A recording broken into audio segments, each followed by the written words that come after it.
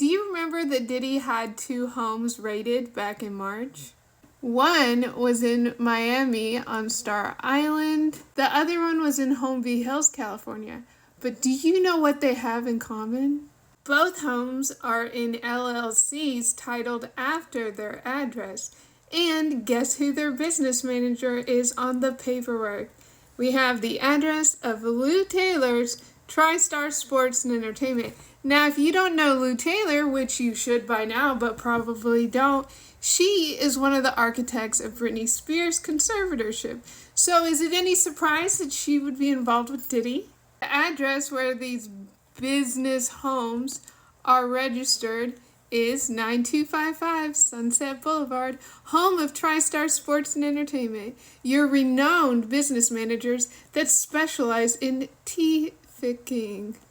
Here is the property information of ownership at 1 Star Island Drive, and its mailing address is 9255 Sunset Boulevard. Here we have the Florida Secretary of State business paperwork for 1 Star Island LLC, and Sunset Boulevard's right there.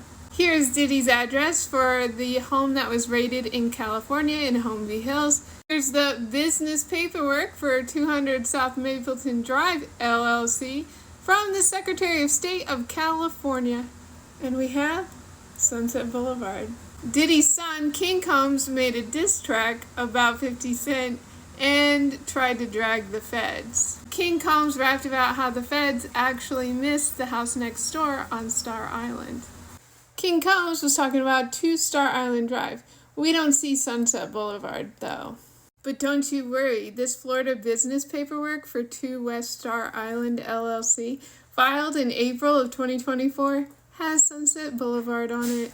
There is a very expensive propaganda campaign against Britney, and you haven't seen Cassie being treated the same way, because it goes deeper.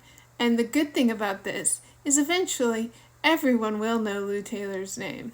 Now, I don't know the legal implications of running your home as an LLC while also acting as a RICO enterprise, but I assume your business manager might get deposed or investigated themselves for how they may have aided and abetted your criminal enterprise. In Lil Rod's lawsuit, he accused Lou Taylor of TriStar's underling, Robin Greenhill, of being the one that handled a lot of the wire transfers for illegal activities. Now, we already knew that Lou Taylor and Robin Greenhill participated in the surveillance of Britney even inside her bedroom. So we are absolutely not surprised that Diddy had so many cameras in his homes too.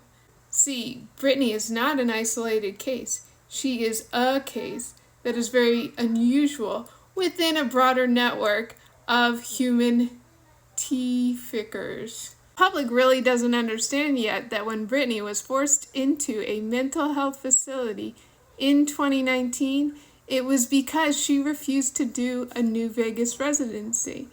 You see, a bunch of gangsters invested hundreds of millions of dollars for Britney to do a New Vegas show at the MGM, and Lady Gaga was going to have one too. And because she went on a work strike and didn't want to do it, they tried to basically send her to a re-education camp disguised as a mental health facility where she was tortured. And wouldn't you know that facility is basically across the street from Diddy's house? It's almost like unbelievable, right? The media has been so coordinated in their attack against her capacities that the public still doesn't even think much of this. But it's just as bad as what Cassie went through. But they only blame her dad. And sure, while he had the legal authority to authorize it, a bunch of gangsters were behind it all.